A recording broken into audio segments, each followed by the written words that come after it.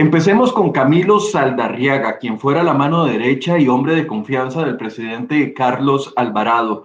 Él fue utilizado como la voz de presión política desde la Casa Presidencial para supuestamente asegurar que el Ministerio de Hacienda trasladara dineros al CONAVI. Con esos recursos se pagarían facturas millonarias a las empresas constructoras H. Solís y MECO, las cuales a su vez agradecían las gestiones pagando sobornos a los empleados del CONAVI. En uno de los informes del caso Cochinilla, el OIJ define a Saldarriaga como la presión en Casa Presidencial para que desde otras entidades se giraran dineros al CONAVI que se utilizarían para beneficiar a constructoras metidas en el esquema de presunta corrupción. Dicha distinción se la ganó el asesor del presidente luego de haber gestionado directamente con el viceministro de Hacienda, Isaac Castro, y con el ministro de Hacienda, Elian Villegas, el traslado de un presupuesto de más de 50.000 millones de colones para el CONAVI. Así quedó plasmado en una de las llamadas que escuchó el OIJ, donde conversaban los gerentes financieros del CONAVI y del MOP, Carlos Solís Murillo, quien ha sido uno de los principales actores en este caso. En la transcripción de la llamada, los gerentes financieros hablan de otra llamada que ya le habían hecho a Saldarriaga desde el CONAVI para que presionara a Hacienda para que salieran los fondos de ese presupuesto. Las instrucciones las recibía Saldarriaga desde la oficina de la dirección ejecutiva del CONAVI. En nuestra portada va a encontrar una nota con las copias de lo que escucharon los agentes del OIJ que involucra al asesor y ahora ex asesor del presidente.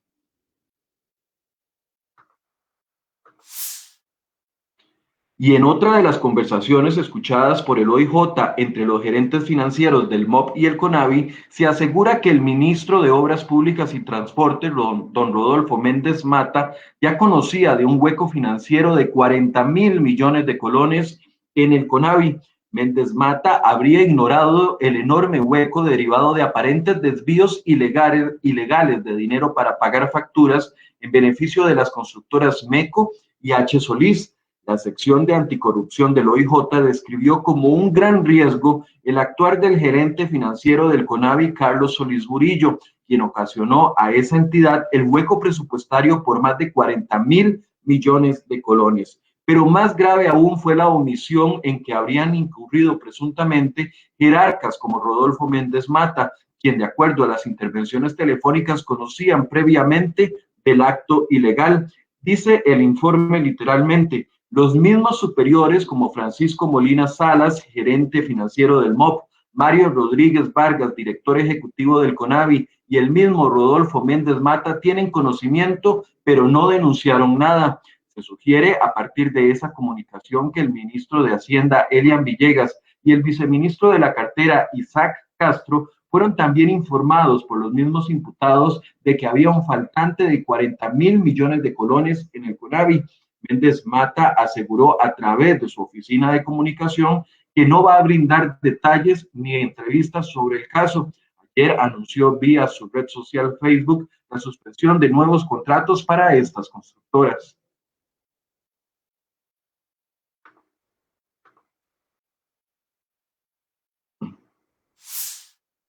Y vamos con otro de los protagonistas de esta trama. Entre el año 2015 y el año 2016, cuando era encargado de la unidad ejecutora del programa de infraestructura vial, Carlos Villalta, el exministro del MOB de Luis Guillermo Solís Rivera, habría ideado una fórmula para beneficiar a MECO y a H. Solís. Esta fórmula de cálculo generó que solo esas dos empresas ganaran las licitaciones para el desarrollo de los proyectos. El programa que dirigió Villalta fue un plan de desarrollo de obras viales financiado por el Banco Interamericano de Desarrollo con una deuda que generó al país 300 millones de dólares y se ejecutó entre el año 2010 y el año 2017. Según los documentos oficiales en el expediente, Villalta laboró para esa dependencia entre el 17 de marzo del 2014 y el 2 de febrero del año 2016, con un salario promedio de $12.000, es decir, casi 7 millones de colones.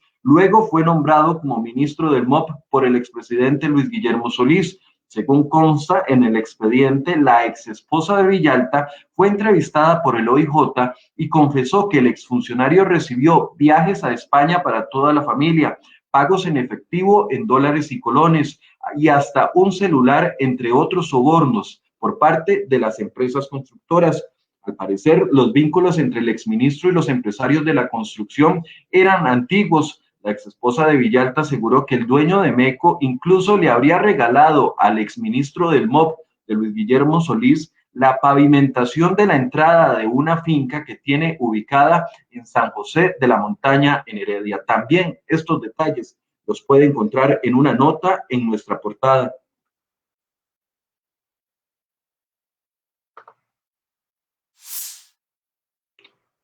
Y vamos a otra de las protagonistas de esta historia. Un empresario que denunció el caso Cochinilla contó a los agentes judiciales que doña Mélida Solís y Roberto Acosta, su esposo, quienes son dueños de la empresa H. Solís, le ofrecieron en el año 2017 500 millones de colones como soborno a cambio de no participar en licitaciones que hacía el CONAVI. Además, le advirtieron que si no se apartaba de las licitaciones, le iban a echar la maquinaria de CONAVI que ellos tenían, que son los empleados que ahora están imputados a quienes les pagaban sobornos. Según la denuncia, la hizo con el objetivo de apoderarse de 2 millonarias licitaciones para mantenimiento y conservación vial. El informe cita literalmente: en esa ocasión le ofrecieron pagar 500 millones de colones, así como la compra de materiales como mezcla asfáltica, a cambio de que no participara. Le indicaron que mejor no siguiera participando en los procesos de licitación porque ellos tenían comprado al CONAVI, que si no se apartaba le iban a echar la maquinaria que ellos tenían internamente, señala el expediente judicial.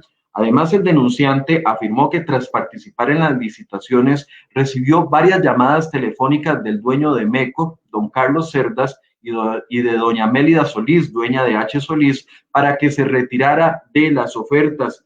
Él señaló que le ofrecieron comprarle materiales y agregados para las obras adjudicadas y le explicaron la forma en cómo se dividieron las millonarias licitaciones. Asimismo, le expresaron que si seguía participando se iban a encargar de que no ganara ningún concurso. En una de las llamadas telefónicas intervenidas, Mélida Solís se refiere a la distribución de otros 7.000 millones de colones que iba a dar el CONAVI para obras de conservación, como repartir pobreza. Esos 7.000 millones estaban a cargo de la pieza de las constructoras dentro del CONAVI, que era don Carlos Solís, quien esperaba que se le dieran al menos a esta constructora el 40% de estos 7.000 millones.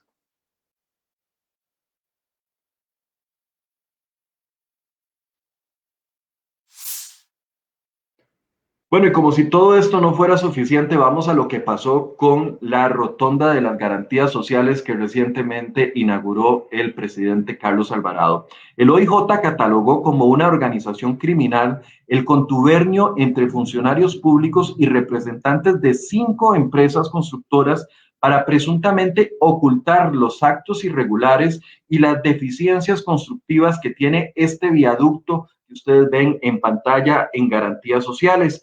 Esa obra, valorada en más de 17 millones de colones, se inauguró en marzo del año 2020 por el presidente Carlos Alvarado y el ministro Rodolfo Méndez Mata. La construcción, a cargo de la empresa MECO S.A., fue financiada por el BESIE y supervisada por la Oficina de Naciones Unidas de Servicios para Proyectos UNOPS. Un informe del 22 de enero del 2021 recopila todos los intercambios telefónicos y las gestiones tendientes a supuestamente ocultar las irregularidades que tiene esta obra de construcción. Las deficiencias van desde espesores de la mezcla asfáltica, mal desempeño de los asfaltos o irregularidades en los pavimentos. Las intervenciones telefónicas confirman que se habrían colocado material que no debió ser utilizado, así como que los amortiguadores habían quedado mal y que se hicieron los tontos porque los funcionarios a cargo de la entrega no preguntaron durante la recepción y la revisión de la obra sobre estas irregularidades. Para ocultar las fallas en la mezcla asfáltica, una vez que se entregó el proyecto en marzo del 2020, las empresas Casisa y la empresa ITP, también la empresa Vialibap, habrían tergiversado información a partir de sobornos que les pagó MECO. Los detalles también los pueden encontrar en nuestra portada.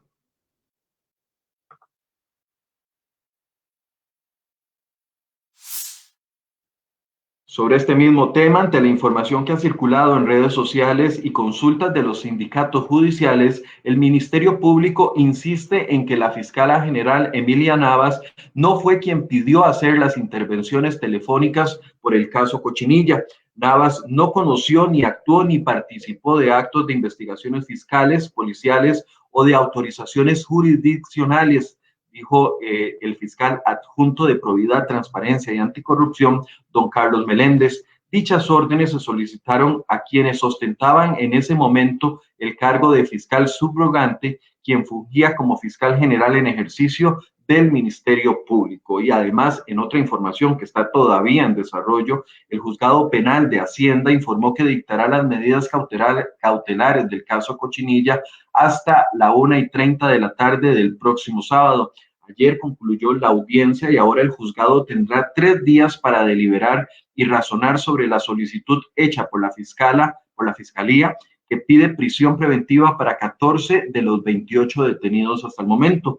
El abogado Juan Marcos Rivero, representante de la dueña de la constructora H. Solís, aseguró que una vez notificados, dependiendo del resultado de las medidas, tendrán que hacer una apelación. Recordemos que el Ministerio Público está pidiendo para doña Mélida Solís y también para Carlos Cerdas, dueño de MECO, 1 año de prisión preventiva.